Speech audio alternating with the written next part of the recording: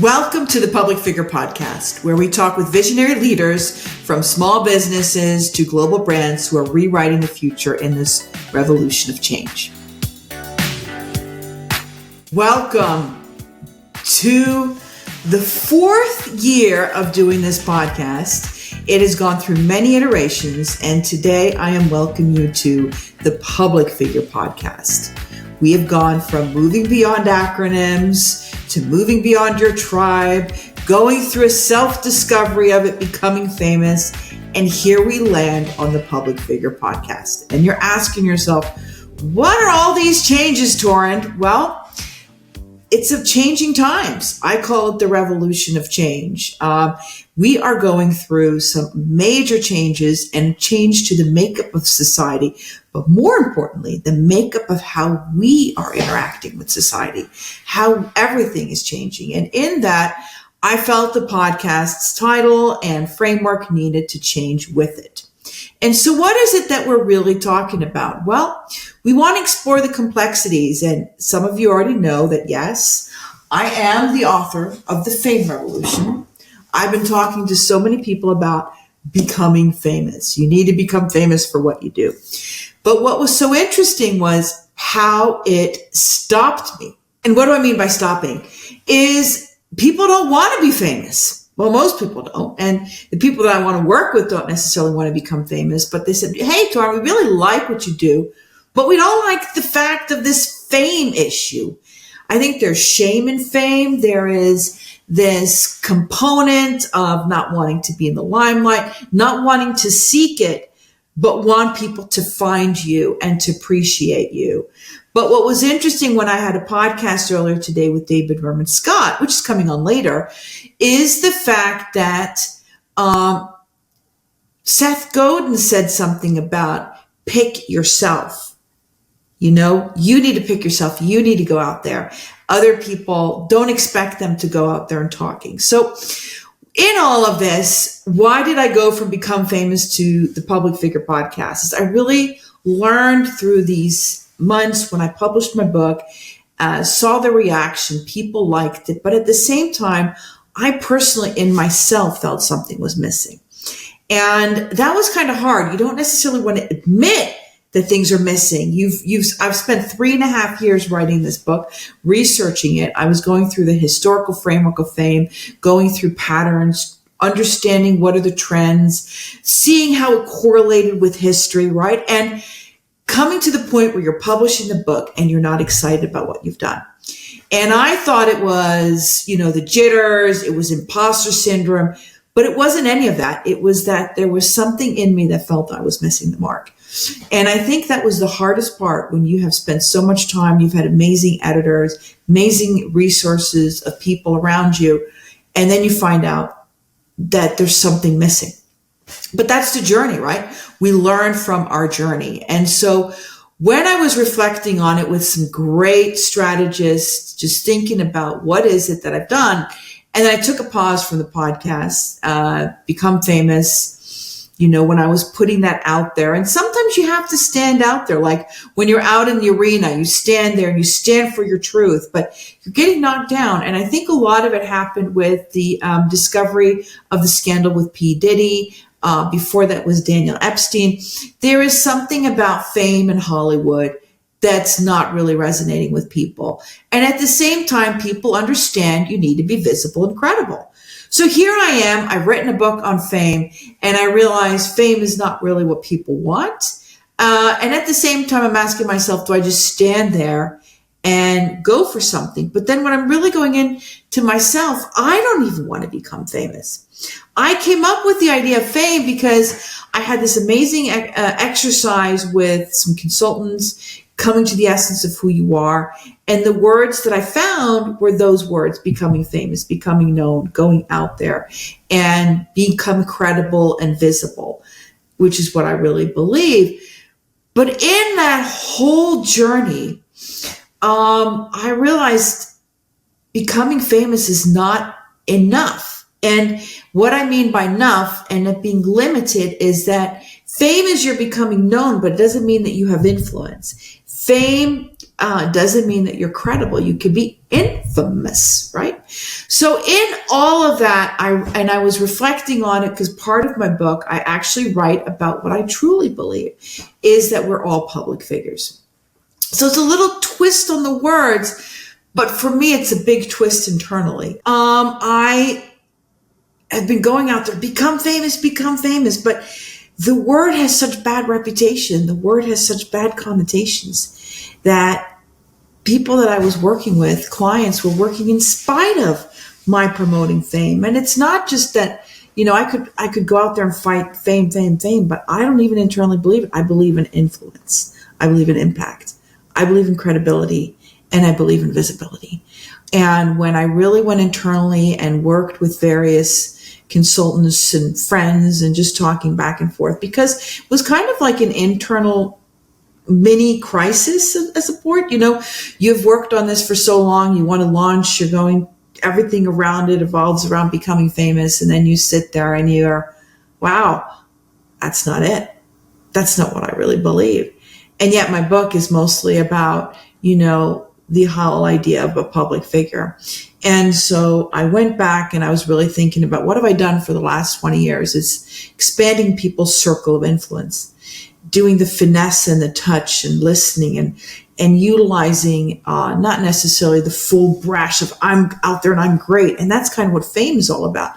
And it was interesting because I wrote in my book, I'm not famous, but I need to become famous. And that was kind of my journey. I need to put myself out there.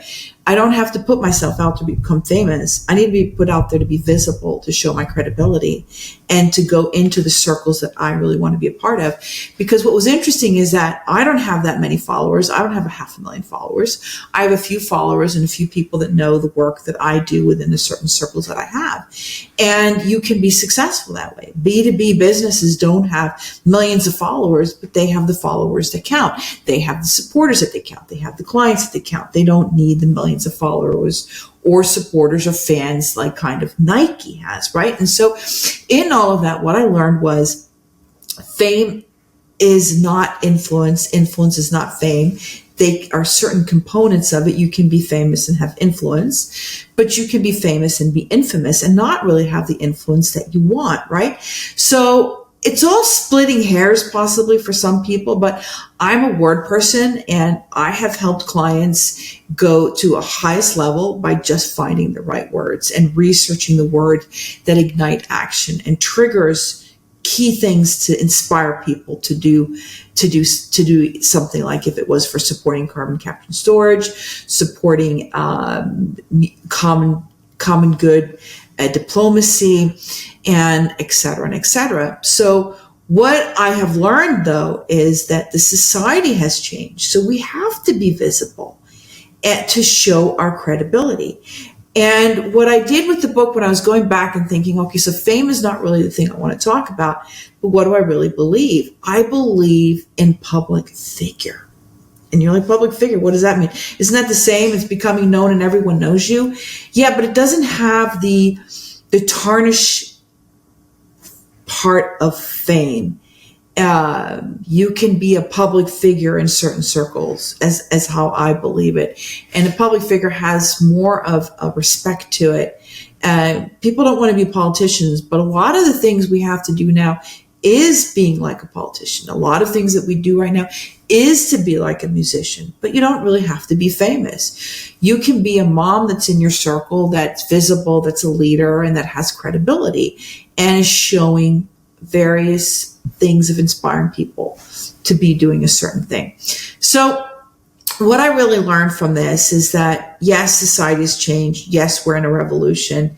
And in one part of the revolution is to become known, to become more visible for what you do. The other component of this societal change with all this technology is that we are multidimensional much more than we were before.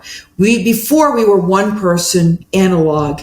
We met someone, we talked to them, and then it went a little bit more when we had the phone, we could talk to people. But we were always one person, one reputation, one image. And what happened with social media particularly is we became two personas. our online personality and our offline personality. And a lot of times people will say we're only showing rose-colored glasses on social media. But I would also say some people love to just show their dark-colored glasses, and almost it's like a reality television show, hanging it all out there, right? And what does it really mean to be a public figure? Well, when I worked in politics and you're managing a politician, you're writing speeches, you're managing their image in a way, it's really, what is the public story that I want to give? And when I was writing the book and I was talking to a friend of mine in Norway, Ingvild, and she was saying about, wow, kids today don't have the privacy that we used to have.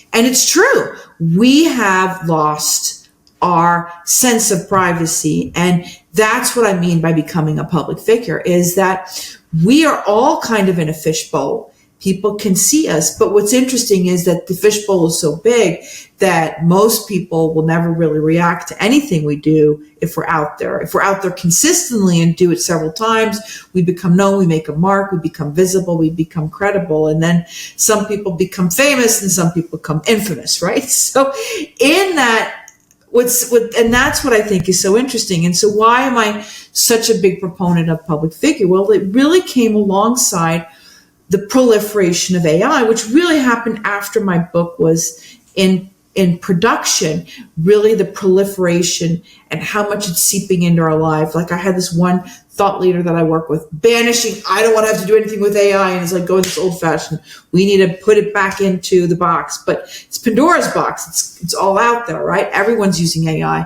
And talking to that person now the person uses AI every single day, uses it constrictively, but he uses AI. And so AI is a part of our lives. And what I realized is that even thrusts us more to the public figure. And what I really mean is that we are no longer taskmasters.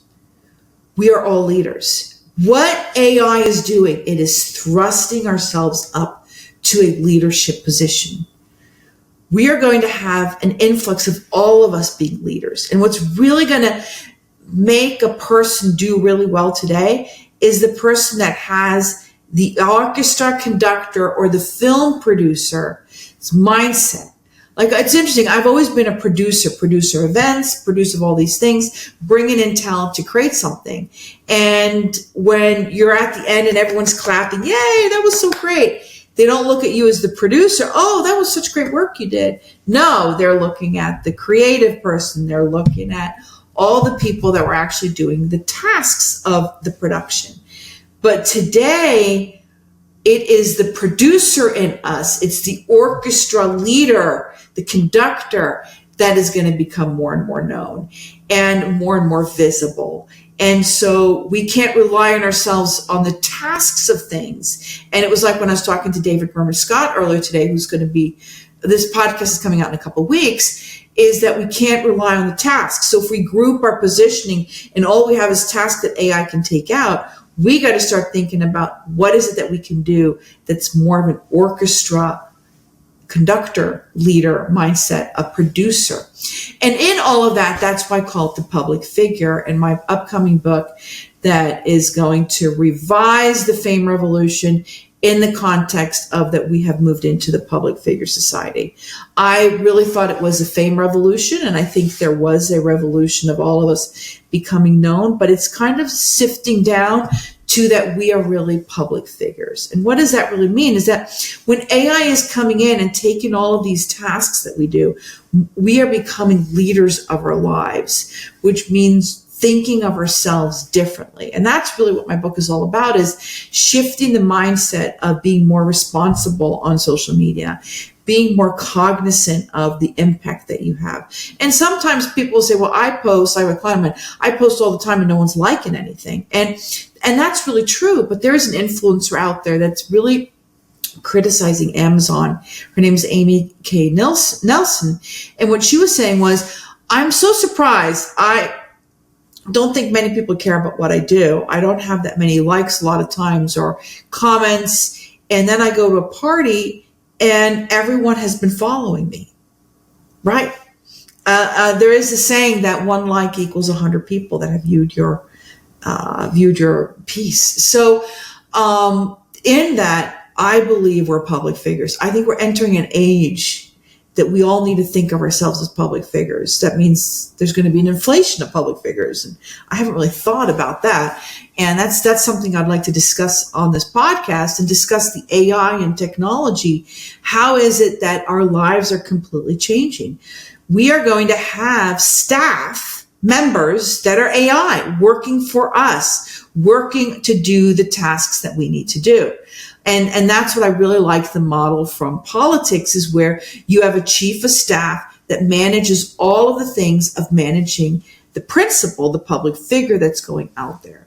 All of us are going to need some components of that. And we're already sensing that. Like, we're having a social media manager. If you are a business that's over $500,000, you're going to have some kind of a team of people to help go out there. You can't do it all by yourself. Now, some people say they can, but are they really doing everything? Or are they hiring taskmasters, which now a lot can be AI. AI can become your taskmaster. And I do believe we're going to have, all of us now, or most people that have their own businesses, are going to go out there and they're going to want to have a team of people that are part of them, and part of that team is going to be AI. And it was interesting because I was just thinking about it. This book here that I was a part of, the Parable of the Dog and the Peacock, which is really my first book that I translated.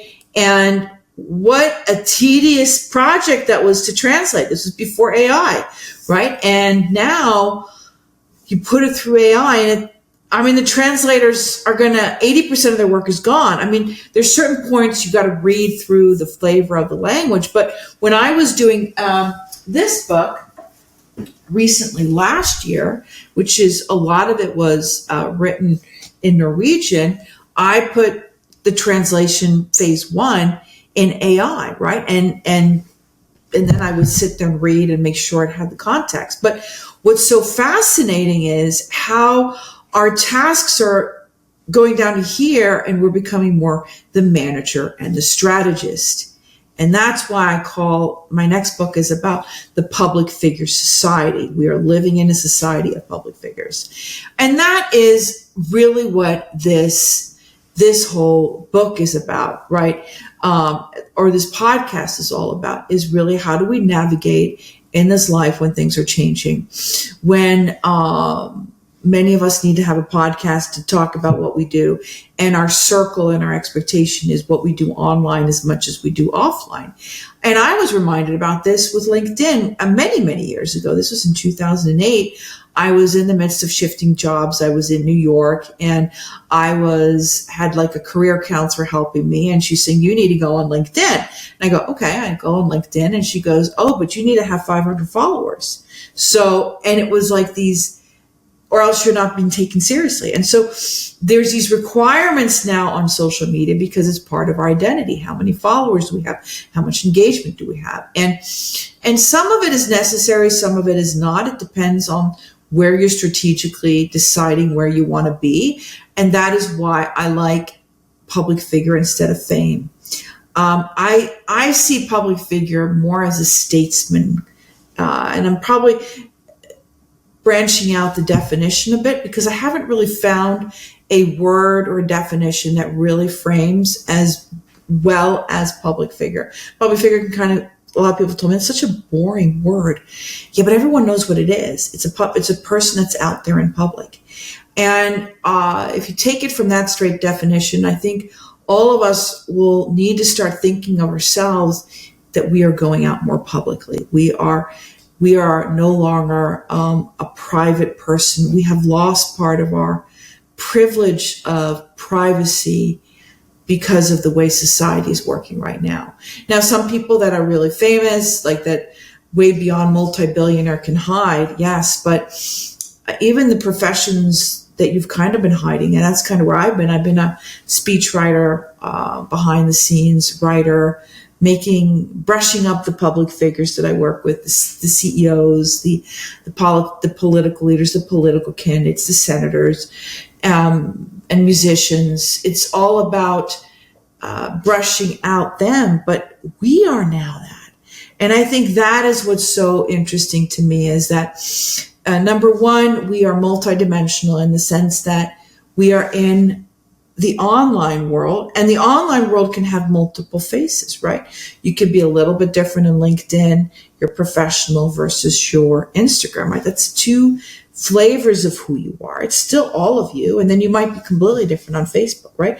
That's the multidimensional online. And then you have the offline person who you are. You might not behave the same way with your friends as you do with your family. So you have all of these ways, but they're all part of you, right? And then the other dimension of this, and I think this is the one that's going to be the hardest thing for people to really accept, and I think this possibly ties into what people don't like fame, is that you are a product and a person. And that, I think, is the hardest part, and that's really what transforms the whole component of public figure, is why we are partly a product. Part of selling who we are is who we are, right? Before it was what you did, right? I do this. Now it's not just what you do, but it's who you are and how you present yourself. Now, there's always been some component of that in social circles and how we work, but I would say now it's more intentional, or you should be more intentional about it, because how many likes, how many followers equals how much money you can make on TikTok. Like when the TikTok ban happened and people are crying over here in the US, kind of hysterical about it. And I can understand it. People have whole livelihoods on TikTok. Like this one woman that I like, Mrs. Clark, who has these beautiful dresses. I don't watch her on LinkedIn, but I watch her on, not LinkedIn. I don't watch her on TikTok, but I watch her on Instagram, and she puts on these dresses similar size to me. I love it because I can assess, and she was talking about her journey from 2023. She was making $3,000. And then in 2024, she was making like $30,000 a month, right? And that was the beginning in TikTok, and now she's branched out. But there is a component of the social media where you can make money. You are a product. More people are going to be more on the product side than the personal side. But there is a component of that. And I also think there's a third part of it. How do you behave on social media? Like what are the etiquettes, right? And the etiquettes are changing, right? Who do you send a direct message to, DM with? What's the protocol? And we're kind of all navigating that. And the younger generation is much more intuitive to it. But how do you utilize all these dimensions of who you are? Your dimension of the social media, as a professional person, as a personal person. And then it's different for people that work for corporate. Like I was talking to David today, remember Scott, and it's like he was saying, well, like HubSpot, they will allow you to branch out on your personal life, but you don't talk necessarily about your business, right? So what are the etiquettes? And I remember we're talking earlier last year about the component of that. Sometimes you're going to possibly be looked as a product, and you might get, as an accountant who has 50,000 followers, 100,000 followers, who can help the business, might actually get more money than just the straight accountant, right? We don't know where this is happening. And this is what I am so passionate about this podcast now, branching out more to what I feel in my heart. It's about the influence of who we are in society, and how do we live in a society that has completely turned upside down? At least for us Gen Xers that lived in a society where there was a phone cord, right? You had the phone, and you were on it, and then suddenly your mom or your dad or your brother wanted to be on the phone, and you had to end your phone call with your friend, right? Because you shared the phone, right? Now we are in a society where so many elements make up to what we are. Like now, a company doesn't just have an accountant, doesn't just have HR, but also needs a whole social media department managing it. And I actually believe bigger companies over $1 million need to have a chief of staff. That's a new position I believe is going to be coming more and more out there, which we're also going to be talking about the podcast. So in its essence, the podcast right now is talking about the public figure. What does it mean for you as a person? What does it mean for you as an entrepreneur, as a business? We're going to be talking to visionary leaders that are really reshaping the future. They're rewriting it with their ideas on how are we bringing it all together. And this really reminds me of when the website came out. Like in the beginning, when the website came out, newspapers were behaving like newspapers on the website, right? It would look like a newspaper. But now a newspaper doesn't look like a newspaper. It has found its way to utilize the technology to have a bigger experience of the newspaper, right? And so that is where we are right now. What does it mean when you can have half of your staff can be AI or robots or AI automation or various components of AI will take over, become staff. But a lot of those staff positions never existed before because we're all becoming public figures. We're all becoming leaders of our own life. We're all becoming conductors. And that's what we're going to talk about. We're going to talk about the technology. We're going to talk about the public figure, the leaders. And I'm also going to talk to companies that are doing AI, technologies that can be interesting. So it's all around helping us assess how do we meet this future that is in constant change, and how do visionary leaders manage the revolution of change? We don't know where we're going to go. And so I'm going to be talking to people that are more futuristic, philosophical about this time, because sometimes knowing the philosophy or the belief systems that you have on how society's going can help you manage your life and manage it and be proactive on thriving in a revolution. It is a revolution of change.